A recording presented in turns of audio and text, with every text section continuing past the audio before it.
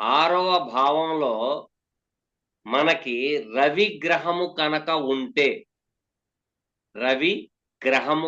ఉంటే ఈ భూతత్వ రాశులు ఉన్నప్పుడు ఆ గ్రహాల మూలంగా పీడింపబడితే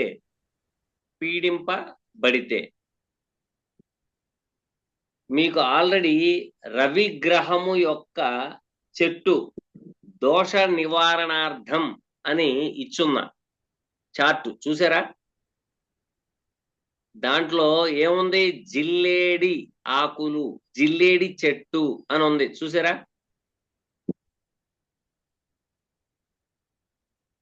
చార్ట్ పంపించింది చూడలేదన్నమాట ఎవరును. ఏదో పంపించాడులే, మనం ఏదో చదువుతాంలే అని మీరు అనుకుంటున్నారు, అంతేనా? చూసాను సార్, వచ్చింది సార్, చూసాను. దాంట్లో ఊరకనే ఇవ్వలేదు. జిల్లేడి చెట్టు ఇది రవికి సంబంధించింది కాబట్టి ఈ జిల్లేడి చెట్టు పాతిన తర్వాత చక్కగా రోజు నీళ్లు పోయాల. ఏదో పాతంలే, వర్షం పడిందిలే అని ఊరుకోకూడదు.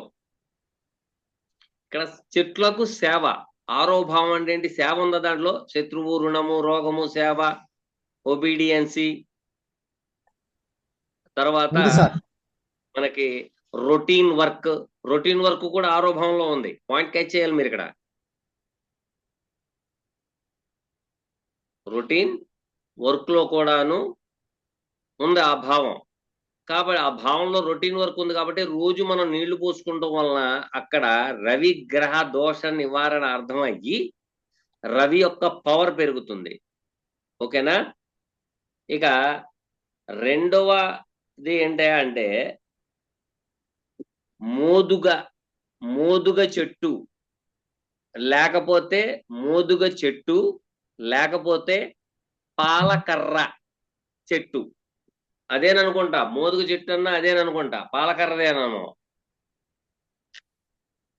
ఈ చెట్టు తెచ్చుకుని చాలా చక్కగా రోజు, అంటే చిన్న ప్లాంట్ తెచ్చుకోండి, పెద్ద మొక్క కాదు, చిన్న ప్లాంట్ తెచ్చుకుంటే ఏమవుతుంది అంటే మనం రోజు దానికి రొటీన్ వర్క్ లో కొంచెం నీళ్లు పోయడం, శుభ్రం చేయడం, ఇవి చేయాల.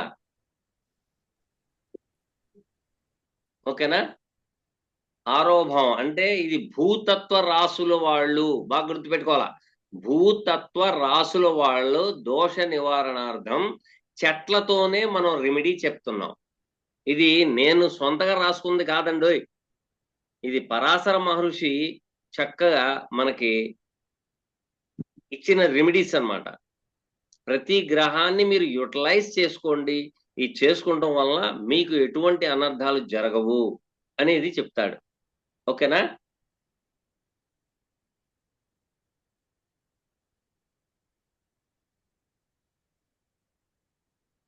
ఆరవ భావంలో కుజుని యొక్క ఇంపాక్ట్ మూలంగా వచ్చేది అక్కడ రాసి ఉంది చూడండి, చండ్ర బ్రాకెట్ లో ఖదిర అని రాశాడు.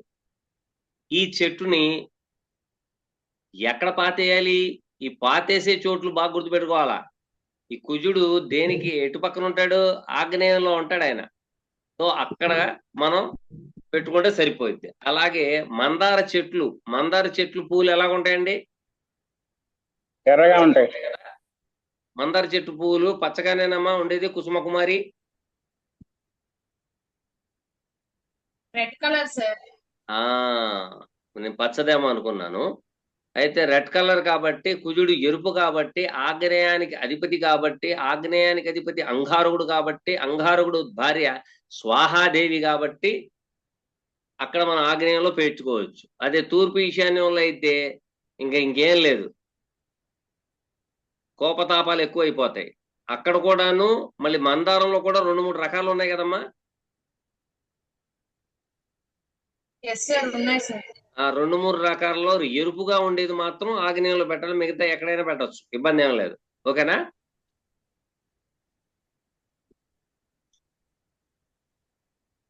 తర్వాత బుధుడు ఉత్తరేణి. ఇది ఉత్తరేణి అనేది ఎప్పుడైనా ఎక్కడైనా విన్నారా? ఎక్కడ ఉంటాయి? ఏమైనా ఉంటాయా? ఉంటాయి ఉంటాయి సార్. ఉంటాయి సార్. ఉంటాయి. దానికి ఏంటి పెద్ద పెద్ద కాయలు ఉంటాయి అనుకుంటా. పెద్ద కాయలు ఉంటాయా? చిన్నగా ఉంటాయి సార్, చిన్నగా ఉంటాయి. గీసుకుంటే అట్టే తగులుకుంటాయి అవి. ఆ అది ముళ్ళు ముళ్ళుగా పూలుగా ఉంటది. మనం వెళ్తా ఉంటాం, చిన్న తోటలో పడి వెళ్తా ఉంటాయి. ఏంటి బట్టలకి అంటుకోగానే ఈ ముళ్ళు అతుక్కుపోతాయి. అవి ఎలాగైనా సజ్జల్లాగా ఉంటాయి, సజ్జల్లాగా ఉంటాయి అవి. ఆ చెట్టు. ఓకేనా? ఆ తర్వాత గురుగ్రహ దోష నివారణార్థం రావి చెట్టు. ఈ రావి చెట్టు అనేది పాయింట్ క్యాచ్ చేయాలి మీరు ఇక్కడ. ఇక్కడ రావి చెట్టు అనేది ఆవరణలో పెంచకూడదు. కొన్ని చెట్లు పెంచకూడదు. కానీ మీరేం చేయాలి? ఇది మీ దగ్గర ఏమన్నా గార్డెనింగ్ ఉంటే, లేకపోతే దగ్గర ఏమన్నా పార్క్ లాంటిది ఏదైనా ఉంటే అక్కడ పెంచాలి, అక్కడ పెంచుకోవాలి. ఏది? రాగి చెట్టు. ఈ రాగి చెట్టు ఇంట్లో ఉండినా, లేకపోతే ఏదైనా దేవాలయంలో కూడా ఉంటే ఇక్కడ మళ్ళీ వాస్తురీత్యా దోషం ఉంది. మళ్ళీ ఇక్కడ పాయింట్ క్యాచ్ చేయాలి మీరు. ఇక్కడ రాగి చెట్టు గాని, పాలు వచ్చే చెట్లు గాని ఇంటి ఆవరణలో పెంచకూడదు అని కృష్ణ వాస్తు శాస్త్రాన్ని రచించిన భృగు మహర్షి రాశాడు. ఏమని రాశారు? ప్రథమాంత్ర యమావర్జం ద్విత్రి ప్రహార సంభవ ఛాయ క్షీర వృక్ష గృహదేనాం సదా దుఃఖం ప్రదాయిని అని రాశారు. ఇది అదే కృష్ణవాస్తు శాస్త్రాన్ని రచించిన భృగు మహర్షి గారు మరొకటి రాశాడు. ఏమని రాశారంటే, బ్రహ్మ విష్ణు మహేశ్వరుల యొక్క గుళ్ళలో కూడాను వేప చెట్టు గాని, రాగి చెట్టు గాని, ఇవి రెండు దేవతా వృక్షాలు అన్నారు. ఈ దేవతా వృక్షాలు ఉన్నా కూడాను ఈ గుళ్ళు శిథిలాలైపోతాయి అని అన్నారు. అంటే గుళ్ళు గోపురాలే శిథిలాలు అయిపోతున్నాయి. ఇంకా మానవుడి పరిస్థితి ఏంటి? ఇది మీరు బాగా గమనించాలా. ఏమంటున్నారు? శిథిలా వ్యవస్థలోకి వెళ్ళిపోతాయి అంటున్నారు. కాబట్టి మనం ఇక్కడ తెల్ల జిల్లేడిని మనం వాడకూడదు. తెల్ల జిల్లేడిని కూడా మనం ఎక్కడైనా పార్కులో కానీ ఎక్కడైనా పెట్టుకోవచ్చు. ఒకవేళ మనం తెల్ల జిల్లేడు పెట్టుకోవాల్సిందే అని అంటే 10 పెద్ద మానుగులాగా తయారవకుండా చిన్నది పెట్టుకోవాలా. ఇది చిన్నది పెట్టుకోవాలంటే మళ్ళీ ఎక్కడ పెట్టుకోవాలండి అనేది ఒక తలకాయ నిప్పి. మళ్ళీ ఇక్కడ చూడండి, మీరు బాగా గమనించవలసిన విషయం ఏంటంటే, ఉత్తరాయణంలో వచ్చేటప్పుడు మనం ఉత్తర దిశలో మనం పాతుకోవచ్చు. ఇదేంటండి ఉత్తర దిశలో పాతుకోమంటాడు ఏంటండి అని మీరు డౌట్ రావచ్చు. ఉత్తరం మనకు ఖాళీ ఎక్కువగా ఉంటది. ఉత్తరాయణం వైపు రవి భగవానుడు అటు సంచరించే సమయంలో దాని మీద పడే కిరణాలు మన ఆవరణ లోపల మన ఇంటి పైన పడకుండా ఉండాల. అంటే ఉత్తరం ఖాళీ ఉన్న ప్రదేశంలో పెట్టుకోవాలా. అంతేగాని గుమ్మం పక్కన పెట్టుకుంటే దాని యొక్క ఉత్తరాయణంలో సంచరించే సమయంలో సూర్యుని యొక్క కిరణాలు ఈ చెట్టు మీద పడి ఈ చెట్టు యొక్క నీడ ఇంట్లో పడితే ఛాయావేద దోషం అని అన్నారు. ఓకేనా? ఈ పాలు వచ్చే చెట్లు బాగా గమనించాలి మీరు. ఓకేనా? ఏంటి మిగతా వాళ్ళు ఎవరు రాలేదేంటి? రెస్ట్లోకి వెళ్ళిపోయారా? పనుల్లో ఉన్నారా? చాలా తక్కువ మంది వచ్చారు. ఆలోచన చెట్లు ఉంటే మీరు ఇంతకుముందు చెప్పినట్టు గుర్తు, కళ్ళకి ప్రాబ్లమ్స్ వస్తాయని.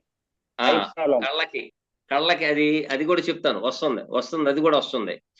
మిగతా వాళ్ళు అందరూ వీడియోస్ ఆన్ చేయండి. నేను తీసుకున్నదే తక్కువ మందిని, ఆ తక్కువ మందిలో మరీ పలసపడిపోయింది. వాళ్ళందరూ ఓపెన్ చేయాలా. ఓకేనా? సో ఇక్కడ ఏమైంది? రాగి చెట్టు గురువుకి సంబంధించి. ఇక్కడ శుక్రుని యొక్క దోషం మేడి చెట్టు. ఈ మేడి చెట్టు కాడి నుంచి కూడాను మనకి ఇది వస్తుంది కదా, అది పాలు వస్తాయి కదమ్మా. పాలు వస్తాయా మేడి చెట్టుకు కూడాను? ఏ తల్లి? వస్తాయి సార్. కాబట్టి ఇవి కేవలం మనం పార్కుల్లో పెంచుకుంటాం. పార్కుల్లో పెంచుకుంటున్నాం కదా, కాబట్టి మనకు 2 టైమ్స్ మనకు ఉపయోగపడతాయి అవి. ఎలాగా, ఎండాకాలంలో కొంచెం అలాగా పిల్లగాలికి అలాగా గాల్లో తిరుగుతూ ఉన్నట్టు ఉంటది. వెళ్తా వెళ్తా ఒక 2 చిన్న చిన్న చిన్న బకెట్లు తీసుకెళ్లి 2 బకెట్లు నీళ్లు తీసుకెళ్లి పోస్తే సరిపోద్ది, ఇబ్బంది ఏం లేదు. ఓకేనా. తర్వాత చలికాలం, ఇక వర్షాకాలం మీరు వేసినా వేయకపోయినా వర్షాకాలం కాబట్టి వర్షం పడుతుంది కాబట్టి సరిపోతుంది. ఓకేనా. తర్వాత వచ్చేసి శనికి సంబంధించింది జమ్మి చెట్టు, శనీశ్వరునికి సంబంధించింది జమ్మి చెట్టు. ఆ తర్వాత రాహుకి గరిక అన్నారు. ఆటోమేటిక్ గా మీకు ఇళ్లలో గరిక ఎక్కువగా ఉండదా? కానీ మనం ఇక్కడ ఏం చేస్తామంటే గంధపు చెట్టు, ఇది చిన్న మొక్క, గంధపు చెట్టు మొక్క మన దీంట్లో దొరుకుద్ది నర్సరీస్ లో. అవి తెచ్చుకుని మనం పెంచుకోవడంలో తప్పు లేదు. ఓకేనా. అలాగే కేతుకి అరటి చెట్టు, కేతుకి అరటి చెట్టు పెట్టుకోవాలి. ఈ అరటి చెట్టు చాలా మనం పాతకాలంలో మనుషులకి ఒక ప్రాబ్లం ఉండేది. వీళ్ళు ఏం చేసేవాళ్ళు అంటే, పెద్దలు ఏదో పెంచారు ఏంటి మా వంశంలో ఉంది అని వీళ్ళు ఏం చేశారంటే, తూర్పు ఈశాన్యంలోనో తూర్పులోనో ఉత్తర దిశల్లోనో ఈ చెట్లు పెట్టేవాళ్ళు. ఏది, అరటి చెట్లు. మా వంశపారంపర్యంగా వస్తుందండి అంటే వంశపారంపర్యంగా వస్తుంది, వంశపారంపర్యంగానే వీళ్ళకి చీకటి కళ్ళకి సంబంధించి ఎఫెక్ట్స్ పడతాయి, ప్రాబ్లమ్స్ వస్తాయి. కాబట్టి ఈ పాలు వచ్చే చెట్లు అనేది ఎప్పుడూనూ ఇంటి ఆవరణలో ఎట్టి పరిస్థితుల్లో కూడా పెంచకూడదు అని ఇప్పుడు తెలుసుకున్నాం మనం. కుసుమార్ రాసుకోవట్లేదేంట్రా? ఎలాగో వీడియో వస్తుందనా? లేదు సార్, రాసేసాను సార్. రాశారా? ఓకే. ఓకేనా. కాబట్టి ఇది ఇక్కడ మన గంధపు చెట్లు, రెండోది కేతుకి అరటి చెట్టు. కానీ దర్భ అని ఇచ్చాడు. దర్భ అనేది ఉన్నాయి కదా, అవన్నీ ఉండినా కూడా అవి ఎలాగోలా పెరుగుతాయి. కాబట్టి మనం చేసుకోవాల్సింది ఏంటంటే అరటి చెట్లు. కాబట్టి అరటి చెట్టుకు సంబంధించి చేసుకుంటే సరిపోద్ది. ఇది ఎక్కువగా అరటి చెట్టు పెంచే వాళ్ళ జాతకాల్లో ఇవి ఎక్కువగా ఉంటాయి. ఇవి ఎక్కువగా వాళ్ళ జాతకాల్లో ఉంటాయి. మధుసూదన్ గారు చెప్పండి. కేతువుకి మర్రి చెట్టు కూడా కనిపిస్తుంది సార్, అవుట్ సైడ్. మర్రి చెట్టు కూడా వస్తుందండి, మర్రి చెట్టు కూడా వస్తుంది. అవి ఏంటంటే పెద్ద పెద్ద చెట్లు కదా, అవి ఇంటి ఆవరణలో పెంచుకున్న కాడి నుంచి మనకు తలకాయ నిప్పే కానీ వేరేది ఏమి ఉండదు. అందుకని ఏం చేశారంటే దర్భా అని ఇచ్చారు. అమ్మా ఓకే, సేవ చేయాలనుకుంటే బయట పెంచుకోవచ్చు కదా సార్, బయట పెంచి పెద్ద చేయొచ్చు కదా. బయట పెంచుకోవచ్చు, ఇబ్బంది ఏమి లేదు. ఇంటి ఆవరణలో పెంచకూడదు. ఈ చిన్న చిన్న చెట్లు మనం పెంచుకోవచ్చు. రెండోది పాలు వచ్చే చెట్లు ఎట్టి పరిస్థితుల్లో ఇళ్లలో పెంచడానికి వీలు లేదు అని భృగు మహర్షి చెబుతున్నారు. ఇటు పరాశర మహర్షి కూడా మనకి చాలా చక్కగా వివరించేశారు మనకి. ఓకేనా. ఇక 8వ భావము, 8వ భావములో మీకు ఏ గ్రహము ప్రాబ్లం క్రియేట్ చేస్తుందో ఆ గ్రహానికి సంబంధించిన ఫలము తీసుకుని ఇవ్వాలి, డొనేట్ చేయాలి, మీరు వాళ్ళకి ఇచ్చేయాలి, పంచాలి. ఓకేనా. మనం ఇందాకడ 12వ భావంలో రవికి మెడిసిన్ కొని ఇవ్వండి అన్నాను. కానీ ఇక్కడ ఆరెంజెస్ లేదా పేదవాళ్ళు ఉన్నారనుకోండి, వాళ్ళకి ఆరెంజ్ కలర్ జాకెట్ గుడ్డ అని అవి పెట్టుకోవాలా. అయితే పాతకాలంలో ఇవన్నీ పాటించారమ్మా. పాతకాలంలో వాళ్ళు ఏం చేశారంటే, అత్తగారు పెట్టింది, తల్లి పెట్టింది అని, ఏది జాకెట్ గుడ్డలు ఇంటికి వచ్చిన ఆడపిల్లకి చేతులకి గాజులని ఏంటి జాకెట్ గుడ్డని లేకపోతే బట్టలన్నీ పెట్టేవాళ్ళు. ఇప్పుడు అన్ని సాంప్రదాయాలన్నీ పోయినాయి. ఇప్పుడు సాంప్రదాయాలన్నీ మట్టిగరిచిపోయినాయి. అందుకనే సాంప్రదాయాలు ఎప్పుడైతే మట్టగరిచిపోయిందో మన జీవితాలు కూడాను మట్టి గరుచుకుని పోయినాయి. జాకెట్ గుడ్డ ఎంత అవుతుంది? 100 అవుతుంది, 150 అవుతుంది. ఈవిడ పెట్టి ఆడబిడ్డకి 100 మందికి ఊదర కొట్టుద్ది. జాకెట్ గుడ్డ పెట్టాం, బట్టలు ఇచ్చాం, అది ఇచ్చాం, ఇది ఇచ్చాం అని. 8వ భావం అనేది సీక్రెట్ గా నువ్వు ఏదైతే ఇస్తున్నావో దాని యొక్క ఫలితము అద్భుతంగా నీకు రిటర్న్ గిఫ్ట్ గా వస్తుంది. ఇవి అన్ని ఏంటంటే జ్యోతిష శాస్త్రంలో తీసుకునేవి ఉన్నాయి, ఇచ్చేసేవి ఉన్నాయి, సాక్రిఫై చేసేది ఉన్నాయి, డొనేట్ చేసేవి ఉన్నాయి. అంతేగాని మనం మొత్తం చక్కగా చీపురు ఊడ్చినట్టు మొత్తం ఊడ్చేద్దాం అనడానికి అయితే ఎట్టి పరిస్థితుల్లో జ్యోతిష్య శాస్త్రంలో లేదు. ఓకేనా? ఆరెంజ్ కానీ లేకపోతే ఆరెంజ్ కలర్ జాకెట్ గుడ్డ కానీ మీరు తీసుకెళ్ళచ్చు. అయితే 8వ భావము హాస్పిటల్ కి సంబంధించింది కదా, కాబట్టి బట్టలు ఎందుకు పెట్టమంటున్నాడు ఈయన అంటే, ఇక్కడ చూడండి, ఎంతో పెద్ద ఆపరేషన్ చేయించుకొచ్చిన ఆవిడకి ఇంటికి పిలిచి భోజనం పెట్టి బట్టలు పెడతారు. తెలుసా మీకు? ఈ సాంప్రదాయం ఉంది, తెలుసా మీకు? ఎస్ సార్, ఉంది సార్. ఉంది. ఎందుకంటే నువ్వు పల్లెటూరు దానివి కాబట్టి నీకు తెలుసు. చాందినమ్మ నీకు తెలుసా తెలీదా? అనితమ్మ తెలుసా తెలీదా అమ్మా? తెలుసు సార్, తెలుసు. సో ఇటువంటి సాంప్రదాయాలు ఎప్పుడైతే మనం పాటించలేదో బంధము బాంధవ్యాలన్నీ పోతున్నాయి. కాబట్టి ఇక్కడ ఏమైంది, ఈ విధంగా మనం డొనేట్ చేసుకోవచ్చు. ఇక్కడ చూడండి, మళ్ళీ ఇక్కడ ఏంటి, ఇక్కడ చంద్రుడు అష్టమ స్థానంలో చంద్రుడు. ఈ చంద్రుడు ఏం చెబుతున్నాడు, 12వ భావంలో మనం ఎలాగైతే మనం భోజనాలు గట్రా ఇస్తున్నామో అలాగే ఈ 12వ భావానికి కూడాను ఇన్క్లూడ్ అవుతుంది. కాబట్టి 6, 8, 12 కూడాను ఈ పెద్ద తలకాయ నొప్పి. కాబట్టి ఇక్కడ మెంటల్లీ డిజార్డర్స్ గా ఉన్న వాళ్ళు, మానసికంగా మెంటల్లీగా ఇబ్బంది పడే వాళ్ళకి మనం సలహాలు సూచనలు ఇస్తూ అట్ ద సేమ్ టైం కొంత భోజనం అని, లేకపోతే గ్రేప్స్ అని, వైట్ గ్రేప్స్, బ్లాక్ గ్రేప్స్ కాదు, వైట్ గ్రేప్స్ అని అవి ఇచ్చుకోవాలి. అవి ఇచ్చుకుంటే డొనేట్ చేస్తే సరిపోతుంది. ఓకేనా? ఇప్పుడు మీకే అని కాదు, మీరు డొనేట్ చేయడం వల్ల మీకు కొంత ఫలితం వస్తే మీ ఇంట్లో అనారోగ్యంతో కానీ హాస్పిటలైజేషన్ అవుతున్న వాళ్ళకు కూడాను మీకు బెనిఫిట్ వస్తుంది. నేను చెప్పేది ఏంటంటే 4, 8, 12 అనేది సాక్రిఫై, మనస్ఫూర్తిగా మనం ఇవ్వాలి. కాబట్టి ఇస్తున్నాం కాబట్టి అవి మంచి ఫలితాలు మీకు వస్తాయి, లేకపోతే రావు. ఓకేనా? ఇక్కడ 12 ఇది 8th లో కుజుడు ఉంటే, ఇక్కడ చూడండి, కుజుడు అనగానే మనం 12వ భావంలో ఏం చెప్పుకున్నాం, డొనేట్ చేయాలనుకున్నాం. ఏంటది? ఖర్జూరం ఇచ్చాం. ఇక్కడ ఖర్జూరం ఇచ్చాం. అట్ ద సేమ్ టైం 8వ భావంలో కూడా ఖర్జూరం ఇస్తూ అక్కడ బ్రాకెట్ లో రాసుకోండి, 12 భావంలో కుజుడు ఉంటే ఫిజికల్ గా మీరు వాళ్ళకి సహాయం చేయాలి. ఫిజికల్ గా సహాయం చేయాలి 12లో కనుక ఉంటే, అది కూడా రాసుకోండి. అక్కడ మనం దానం ఇస్తున్నాం, ఇక్కడ దానం ఇస్తున్నాం. ఇలా దానం ఇవ్వడం వల్ల మీ ఆస్తులు అంతస్తులు ఏం పోవు. ఒక 1/4 కిలో 1/2 కిలో మనం తీసుకుని వెళ్ళి ఎవరికైనా మనం ఇస్తే ఇబ్బంది ఏమీ ఉండదు ఖర్జూరం. ఓకేనా? ఏమా? ఓకేనా? అయితే ఇక్కడ చూడండి, గురువు వచ్చారు. గురువు వచ్చినప్పుడు ఇక్కడ కూడాను మళ్ళీ రాసుకోండి. ఇక్కడ ఏంటి, ఇందాక మనం చెప్పాం దోసకాయ చెప్పామా? దోసకాయ చెప్పాం. కింద బ్రాకెట్ లో 12లో గురువు ఉంటే అక్కడ మనం డొనేట్ చేసాము, ఇక్కడ డొనేట్ చేస్తున్నాం. కాబట్టి బ్రాకెట్ లో ఒకటి రాసుకోండి. మీ దగ్గరికి సలహాలు సూచనల కోసం మీ దగ్గరకు వచ్చినప్పుడు మీ యొక్క జ్ఞానాన్ని వాళ్ళు సలహాలు సూచనలు రైట్ వేని ఎదుటి వాళ్ళకి మీరు సాక్రిఫై చేయాలి. మీరు ఇలా చేసుకోండి, ఇలా చేసుకోండి, ఇలా చేసుకోండి అని చెప్పాలన్నమాట. వాళ్ళకి చెప్తే సరిపోతుంది.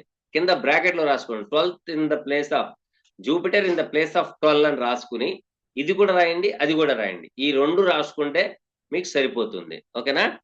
జూపిటర్ కి. ఇక ఇక్కడ చూడండి, మనం ఏం చేసాం, అక్కడ 12వ భావంలో శుక్రుడు ఉంటే డబ్బులు డొనేట్ చేశాం. కానీ ఇక్కడ 8లో శుక్రుడు వచ్చాడు, 8వ భావంలో శుక్రుడు. ఈ శుక్రుడు ఏం చెప్తున్నాడంటే, మీ దగ్గర అంజీరా తెలుసా? అంజీరా పేరు విన్నారా? అంజీరా పేరు డ్రై విన్నారా? ఫ్రూట్స్. అంజీరా తీసుకుని వెళ్ళి చాలా చక్కగా నలుగురికి దానం చేస్తే సరిపోతుంది. 12వ భావంలో మనం డబ్బులు ఇచ్చాము, ఇక్కడ తినే ఆహార పదార్థం కాబట్టి అంజీరా 1/4 కిలో ఎంత ఉంటది, ఒక 300 400 ఉంటది. ఏమి ఇబ్బంది ఏం లేదు. మన ఆస్తులు అంతస్తులు ఏం కరిగిపోవు. ఇది హాస్పిటల్కి వెళ్తే లక్షలు అయ్యే కన్నా ఈ 300 400 బెటర్ కదా. అరే డాక్టర్ గారు చేయి పట్టుకుంటానికి 500 తీసుకుంటున్నప్పుడు ఇంకా ఆ టెస్టులు ఈ టెస్టులు పైగా స్కానింగ్లు బోర్డులు అన్నీ ఉంటాయి. మళ్ళీ మెడిసిన్స్ ఈ చెత్త చెదారం మొత్తం కలుపుకుని ఒక 10,000 అవుతుంది. అది బెటరా, ఒక 500 ఖర్చు బెటరా? 500 బెటర్ ఇదే కదా. మీరు ఇదే better, మనస్ఫూర్తిగా చేయాలి. బాగా గమనించాల. మనస్ఫూర్తిగా మీరు ఏదైతే చేస్తారో, త్రికరణ శుద్ధిగా మీరు ఏదైతే చేస్తారో దాని ఫలితం కూడా అలాగే ఉంటది. ఓకేనా? ఇక 8వ భావంలో బుధుడు. ఈ బుధుడు ఉన్నారనుకోండి, 8వ భావంలో బుధుడు. ఈ బుధుడు మనకేంటి? జాంకాయ, గోవా జాంకాయ. ఈ జాంకాయలు మనం ఏం చేస్తాం? ఇప్పుడు రోగంతో బాధపడుతుంటే జాంకాయలు ఇస్తారేంటండి అంటారా? అవునా కదా? ఇందాక మనం 12వ భావంలో ఏం చేసాం? పెన్సిల్స్, పుస్తకాలు ఇచ్చాం. ఇక్కడ జాంకాయ పిల్లలకని పెద్దవాళ్ళకని తినేవాళ్ళకి కొంచెం పండు తీసుకుని ఇస్తే సరిపోద్ది. ఇబ్బంది ఏమీ లేదు. ఇంకేమున్నాయమ్మా? శనికి సంబంధించింది. శనికి సంబంధించిన 12వ భావంలో మనం ఏం చెప్పుకున్నాం? నేరేడి కాయలు అని చెప్పాం. అంతేనా? నేరేడి కాయలు. ఇక్కడ 12th Saturn in the place of 12th అనే బ్రాకెట్ లో మీరు ఏం రాయాలంటే, పేదవాడి ఇంటికి రిపేర్ నిమిత్తం ఒక 2,000 3,000 ఒక 1,000 ఎంతో కొంత మీరు ఇవ్వడం వలన, డొనేట్ చేయడం వలన, ఎందుకు? సాటర్న్ ఈజ్ ఏ కన్స్ట్రక్షన్ కారక. కన్స్ట్రక్షన్, ఒక ఇల్లు కట్టడానికి కుజుడు ఎంత ముఖ్యమో, భూకారకుడు ఎంత ముఖ్యమో, కన్స్ట్రక్షన్స్ కి కారకుడు ఎవరయ్యా అంటే సాటర్న్. ఇందాక మనం బ్లాకేజెస్ కూడా మాట్లాడుకున్నామే. సో బ్లాకేజెస్ కి కారకుడు కూడా ఆయనే. బాగా గమనించాలి మీరు ఇక్కడ. సో మనం ఇక్కడ సాటర్న్ కి మన 12th లో మనం ఏం చేసుకున్నాం? ఈ విషయం రాసుకున్నాం. ఓకేనా?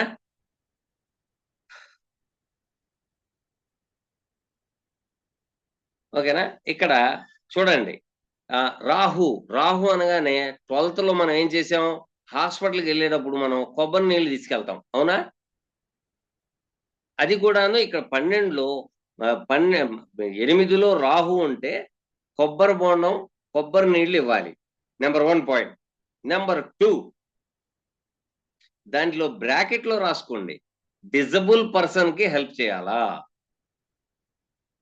12 కింద రాసుకోండి. 12 రాసుకుని అంగవైకల్యంగా ఉన్న వ్యక్తులకు సహాయం చేయాలి. ఇది బాగా గుర్తుపెట్టుకోండి. అంగవైకల్యం అంటే పూర్తిగా అంగవైకల్యం అని కాదు. కొంతవరకు కొన్ని ఆపరేషన్స్ చేయడం కోసం డబ్బులు లేక మనకి యూట్యూబ్ లోనో లేకపోతే ఫేస్బుక్ లోనో లేకపోతే వాట్సాప్ లోనో మనకు పంపిస్తూ ఉంటారు. మీ పని మీ కళ్ళ కింద పడింది అంటే దాని అర్థం ఏంటంటే మీరు పంపించాలా లేదా అనేది భావన. దాన్ని మీరు యూటిలైజ్ చేసుకోండి. 50 రూపాయలు పంపిస్తారా, 100 రూపాయలు పంపిస్తారా, 200 పంపిస్తారా, అది మీ ఇష్టం. అది ఓకేనా? అయితే ఇక్కడ ఒక గొప్ప విషయం, మనం దానం చేస్తున్నా వాడు పక్కనోడు ఏం చెప్తాడంటే వీళ్ళందరూ దొంగలయ్యా అంటున్నాడు. ఏమంటున్నాడు? వీళ్ళందరూ దొంగలు కాబట్టి మనం డొనేట్ చేయకూడదు అని. భగవంతుడు మీకు ఆ మాట చెప్పలేదే. నేను చెప్పాడా మీకు వీళ్ళు దొంగలు రా అని? భగవంతుడు చెప్పాడా? ఫోన్ చేసేమని చెప్పాడండి చక్రవర్తి గారు? లేదు గురుగారు. లేదు. మీ పని ఏంటి? భగవంతుడి పేరున దానం చేయమని, అంతే. వాడు దొంగ, దొర, తాగుబోతాడా ఏంటనే అది మీకు అనవసరం. మీ పని ఏంటయా అంటే మీరు ఆ ప్లానటరీ పొజిషన్, ప్లానెట్ మీకు చెప్తుంది ఈ పని చేసుకో అని. ఆ పని త్రికరణ శుద్ధిగా మీరు చేయడమే. ఇప్పుడు ఏంటంటే ఈయన ఇలా చెప్తున్నాడు, వాడు దొంగల దొరలు ఎలా చేస్తారు, ఇలా, వాడు కర్మ అంతే. నేను చెప్పేది అదే. ఇక్కడ 8వ భావంలో కేతు. మనం ఇందాక ఏం చెప్పాం? 6వ భావంలో కేతువు ప్లానెట్ పొజిషన్ లో బనానా ట్రీ అయితే ఇక్కడ బనానా డొనేట్ చేసుకోవాలి. అయితే 12వ భావంలో కూడా మనం బనానానే చెప్పాం. అక్కడ తినే ఆహార పదార్థం డొనేట్ చేశాము, ఇక్కడ కూడా అదే ఇస్తున్నాం. కాబట్టి అక్కడ కింద బ్రాకెట్ లో 12 spiritual and sacrifice, yoga and meditation, మీకు వచ్చిన విద్యల్ని ఎదుటి వాళ్ళకి సాక్రిఫై చేయాలా, చెప్పేయాలా. చూడండి, నేనేం చేస్తున్నాను? 6వ భావంలో ఉన్న కేతుని వాడుకుంటున్నా, 12వ భావంలో ఉన్న రాహుని వాడుకుంటున్నా. 8వ అధిపతి అయిన బుధుడు 11లో కూర్చుంటే బుధుడిని వాడుకుంటున్నా. కాబట్టి ఇక్కడ ఏమంటున్నాడు, ప్రతీది మీరు 12వ భావం అంటే ఇచ్చేయడమే. 6వ భావం ఏంటి, సేవ చేయాల్సిందే, దాంట్లో కేతు అన్నారు. పాయింట్ క్యాచ్ చేయాలి మీరు ఇక్కడ.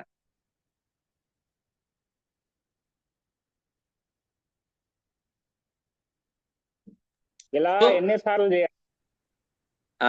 ఏంటంటారండి, చేయాలా? దశ మొత్తం జరుగుతుందా మంగళవారాలు? ఇప్పుడు కూర్చుడు ఉందనుకో, మంగళవారం మంగళవారం మంగళవారం అట్లా దానం చేసుకుంటూ వెళ్ళాలా, లేదంటే ఎట్లా? ఇప్పుడు దానం చేసుకుంటా వెళ్ళాలా అంటే మీ దగ్గర ఉన్నప్పుడు మీరు అలా చెయ్యండి అంటున్నా. నేను రోజు చేసుకుని వెళ్తాను, నేనేమన్నా టిప్పు సుల్తాన్ వంశీకుండా బోళ్ళంత ఆస్తి ఏమన్నా చచ్చిందా, నేను ఉద్యోగం చేసేవాడిని అంటారుగా. అవును. ఇప్పుడు దానాలు చేసే వాళ్ళందరూ ఇప్పుడు బిచ్చగాళ్ళు అయిపోతున్నారండి, ఉన్నది మొత్తం హారత కర్పూరంలాగా అరిగిపోతుంది. కాబట్టి దానాలు చేసే కాడి నుంచి ఈ పరిస్థితి వస్తుందండి. నేను అది కాదు నేను చెప్పేది. మీరు ఉద్యోగం చేస్తున్నారు, నెలకి ఒక ఒక 50,000 వస్తున్నాయి, ఒక 500 మనే కాదు, రేపు మంగళవారం తీసుకెళ్ళి ఇలా దానం చేద్దాం, లేకపోతే రేపు ఆదివారం తీసుకెళ్ళి ఇలా దానం చేద్దాం. ఇలా దాన ధర్మాలు అనేది మీరు ఎంతైతే ఇస్తున్నారో అవి అన్ని మీకు ప్రతి సంవత్సరానికి ఒక ఇది ఉంటుంది, డైరీ ఉంటుంది తెలుసా మీకు? మీ కంపెనీలలో పనిచేసే వాళ్ళకి డైరీలు ఇస్తారు. ఆ డైరీలో మీరు రాస్తారో రాయరో తెలియదు, కానీ చిత్రగుప్తుడు మాత్రం రాస్తానే ఉంటాడు. ప్రతి క్షణం రాస్తూనే ఉంటాడు, ఆయన పని రాయడమే. ఓకే ఓకే గురుగారు. అయితే ఇక్కడ దానం చేసేవాడి యొక్క బుద్ధి కూడా రాసేస్తాడు, లోపల ఉన్న ఇంటెన్సిటీ. నువ్వు చేస్తున్న ఇంటెన్సిటీ ఏంటి, 1,00,000 రూపాయలు దానం ఇస్తున్నా, 10 కోట్లు ప్రాజెక్ట్ రావడం కోసం అంటే అది కూడా రాసేస్తాడు. 10 కోట్లు ప్రాజెక్ట్ రావాలనైనా అని వెంకటేశ్వర స్వామికి పెద్ద పెద్ద కిరీటం అని అదని ఇదని అవన్నీ రాయింపబడతాయి. బాగా గుర్తుపెట్టుకోండి. అక్కడ ఏంటయా అంటే శాస్త్రంలో రాసింది చెప్తున్నా. ఏంటండి, నిస్వార్థంతో చేయాలి, నిస్వార్థ బుద్ధితో ఎటువంటి లాభ ఉపేక్ష లేకుండా చేసేదే ఇది. అందుకనే జ్యోతిష్య శాస్త్రంలో ఒక గొప్పత ఒకటి ఉంది. Ketu Moon, Ketu Saturn, Ketu Jupiter, Ketu Sun, ఈ కాంబినేషన్ ఉన్న వాళ్ళు మనస్ఫూర్తిగా ఉండి, అలాగే కేతు అండ్ మార్స్ వీళ్ళు కనుక మనస్ఫూర్తిగా త్రికరణ శుద్ధిగా ఒక మనిషికి ఆశీర్వాదం ఇస్తే నీకేమీ కాదా, భగవంతుడు ఉన్నాడు పో అంటే చాలు, ఆయన జీవితం ధన్యం అయిపోయినట్టే. అందుకనే పరాశర మహర్షి చెప్పాడు, ప్రతి ఉదయం నువ్వు ఎప్పుడైతే ఇస్తావో ఇచ్చిన కాడి నుంచి నీకు ఫలితాలు మొదలవుతాయి. ఏమివ్వాలి, ఎవరికి ఇవ్వాలి అనేది ఎవరికి తెలియదు. పొద్దున్నే బిచ్చం అడుక్కుంటానికి వస్తారు, దట్ ఈస్ కేతు. మీరు ఎప్పుడైతే మీరు తినే ఆహారం వేస్ట్ కాకుండా ఎదుటి వ్యక్తికి పెడతారో, పెట్టిన వెంటనే అప్పటి నుంచి అంటే తన యొక్క బౌల్లో పడిన కాడి నుంచి, పడిన సెకండ్ నుంచి స్టార్ట్ అవుతుంది మీకు దాన్ని రిటర్న్ గిఫ్ట్. కానీ అలాగని పంచుకుంటూ వెళ్తే ఉన్నది మొత్తం ఖర్చు అయిపోతుంది. కాబట్టి భగవంతుడు ఏం చెప్తున్నాడంటే త్రికరణ శుద్ధిగా. అందుకనే 4, 8, 12 మామూలు కాదండి. మా 4వ భావం అంటే మనసు, 8 అంటే సీక్రెట్, 12 అంటే సాక్రిఫై. అందుకనే 4, 8, 12 వాడుకున్న వ్యక్తికి రోగాలు రావు. బాగా గుర్తుపెట్టుకోండి, రోగాలు రావు. అదే కనుక 3, 6, 7, 11 వాడుకున్న వాళ్ళకి బీపీలు, షుగర్లు, పెరాలసిస్, బ్రెయిన్ స్ట్రోక్, చెత్త చెదారం మొత్తం వచ్చేస్తాయి. ఎందుకు? మొత్తం నాది నాది నాది నాది నాది. ఎప్పుడైతే నాది పదం వచ్చిందో, నాది, నేను, నా అనే పదాలు వచ్చినాయో వాళ్ళు పతనానికి దగ్గర అయిపోయినట్టే. బాగా గుర్తుపెట్టుకోండి. ఇక మనం చెప్పక్కర్లేదు, వాళ్ళ దగ్గర బోల్డంత డబ్బు ఉండొచ్చు, బోల్డంత పలుకుబడి ఉండొచ్చు, కానీ లాస్ట్కి జీరోలో కూర్చుంటారు. ఎందుకు? పక్కనోడికి తెలిసి బుద్ధి, రేపొద్దున ఇబ్బంది వస్తే చేయి అందించడం, 80% అందించడం. కాబట్టి చాలా జాగ్రత్తగా జ్యోతిష్య శాస్త్రాన్ని మీరు నేర్చుకుంటున్నారు, 10 మందికి ఉపయోగపడండి. ఈ ఉపయోగం అనేది మీకు ఉండకపోవచ్చు, చెప్పలేను. మీ పిల్లలకు పనికొస్తుందేమోగా, అది మీ మనవళ్ళకు పనికొస్తుందేమోగా. ఆ కాలంలో మా గురువు గారు ఎప్పుడు, నాకు 1990 సంవత్సరంలో అది బయటకు వచ్చింది. మా గురువు గారు రిటైర్మెంట్ అయ్యింది 1978లో రిటైర్డ్ అయ్యారు. ఆయన ఎంతకాలం ముందర రాసుకుని ఉంటారు ఆ బుక్కు, కృష్ణవాస్తు శాస్త్రం పుస్తకం. ఆ పుస్తకం నా కళ్ళ కింద పడడం అది నా అదృష్టం. 10 మందికి చెప్పడం కోసం, భగవంతుడు రిటర్న్ గిఫ్ట్ ఇవ్వడం కోసం వచ్చాను. దాని మీద రీసెర్చ్ చేయడం జరిగింది. ఇన్ డెప్త్ గా తెలుసుకోవాలని ఉంది, మీ అందరికి చెప్పాలని ఉంది, చెప్తున్నాను క్లాసుల్లో. చక్కగా మీరు కూడాను మీరు రాసుకున్న పుస్తకాలు రేపొద్దున ఎవరికో ఒకళ్ళ పనికొస్తాయి. ఇప్పుడు మన చక్రవర్తి గారు వారు చెప్పారు, సార్ మీరు చెప్పేది డెప్త్ లో చెప్తున్నారు కాబట్టి నేను రాస్తాను అన్నారు. సరే రాయండి అన్నాను. ఆ పుస్తకం మొత్తం తయారైతే జ్యోతిష్యం నేర్చుకోవాలనుకునే వాళ్ళకి 9 గ్రహాలు, 27 నక్షత్రాలు, 12 రాసులు, 12 లగ్నాలు, ఇవి తెలిసి బీటీఆర్ కనుక కరెక్ట్ గా చేస్తే రామబాణం తగిలినట్టు తగులుతుంది. ఖచ్చితంగా ఫలితాలు అయితే ఖచ్చితంగా వస్తాయి. అది వస్తాయా రాదా అనేది మీకు తెలవాలా. మన గుణలక్ష్మి గారు ఉన్నారు, ఆవిడ చెప్పింది ఎలా చెప్పింది, ఈ బ్యాచ్ లో ఈవిడ, గత బ్యాచ్ లో దివ్యాంజలి బాగా ఇచ్చారు ప్రెడిక్షన్స్. మన లక్ష్మి గారు కూడాను బాగానే ఇస్తున్నారు, ఇబ్బంది ఏం లేదు. అవును, ఈ మునిశంకర్ ఏమైపోయాడండి, ఆయన రావట్లేదు. ఏమన్నా బంగారపు గనుల్లో ఉన్నారా ఏంటి ఆయన?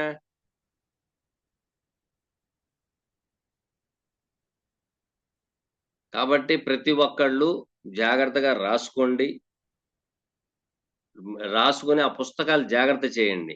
మీకు కాకపోతే మీ పిల్లలకో, మీ మనవాళ్ళకో, ఎవరికో ఒకళ్ళకు ఉపయోగపడుతుంది. ఆ కాలంలో ఆ మహనీయ మహర్షి బృందం కనుక మనకి శాస్త్రాలని మనకి ఇవ్వకపోతే ఈ రోజు మనం చెప్పుకునే వాళ్ళమా? ఎవరి కాళ్ళు దాచేసుకుంటే చెప్పేవాళ్ళమా? వచ్చేదా ఇక్కడ దాకా వచ్చేదా?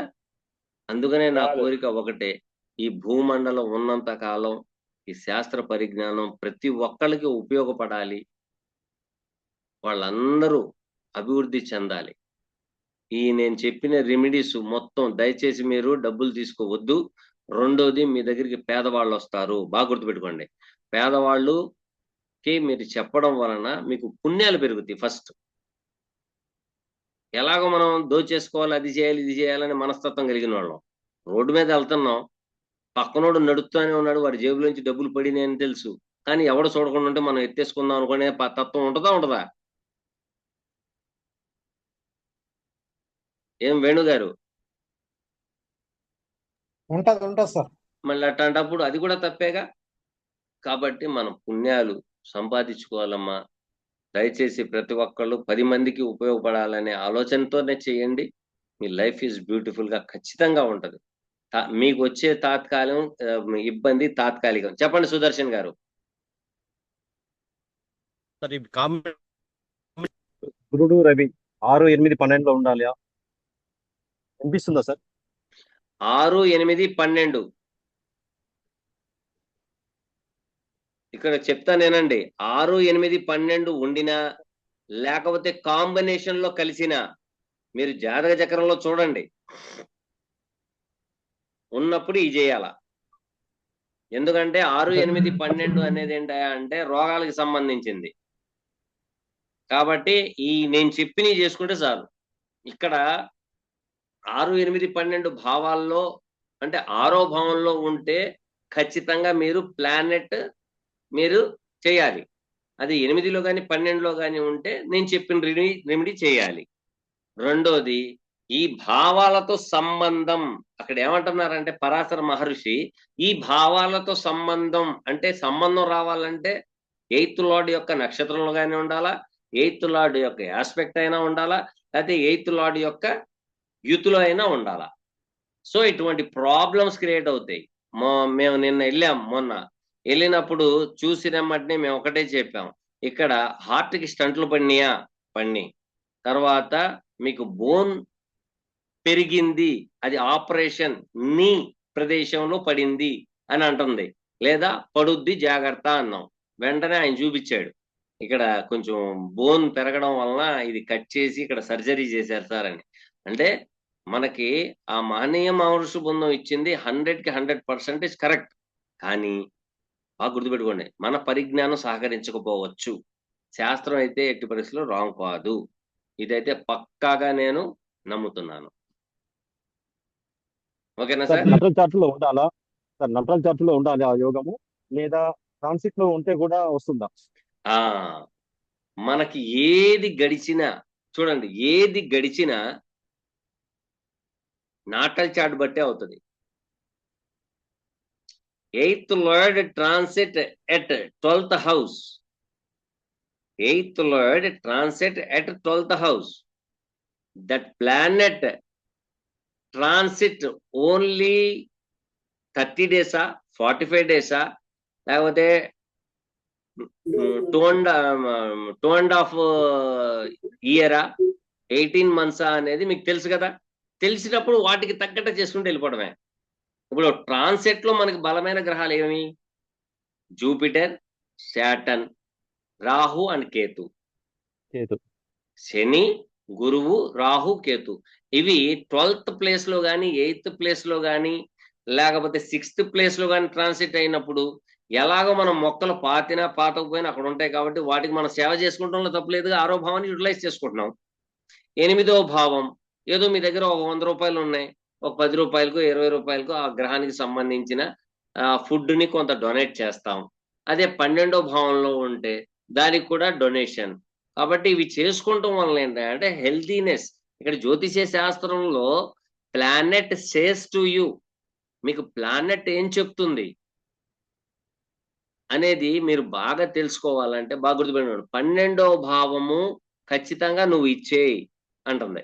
12వ భావం ఎదుటి వాళ్ళకి ఇచ్చేది. ఓకేనా? అలాగే 6వ భావము మీ లైఫ్ ని ఇంక్రీజ్ చేయాలి. అంటే మీరు సేవాభావంతో ఉంటేనే అవుతుంది. 6వ భావంలో ఉన్న గ్రహము ఏ భావాన్ని చూస్తుంది చూడండి ఒకసారి. 7th aspect. సో ఇక్కడ 2 కంబైన్ అయినాయి చూడండి. మీరు సేవ చేయండి, ఇక్కడ సాక్రిఫై చేయండి. ఇవి 2 చేస్తే 6, 8, 12 మీకు జోలికి రావు. మానవుడికి అతి డేంజరస్ ప్లేస్మెంట్స్ ఏంటి? 6, 8, 12 ఏమండి? ఇవేనా? 1, 5, 9 అవును సార్. 6, 8, 6, 8, 12 కనుక మీరు యూటిలైజ్ చేసేసారనుకోండి, ఇంకా మీకు ప్రాబ్లం లేదు కదా. ఓకేనా? Thank you very much.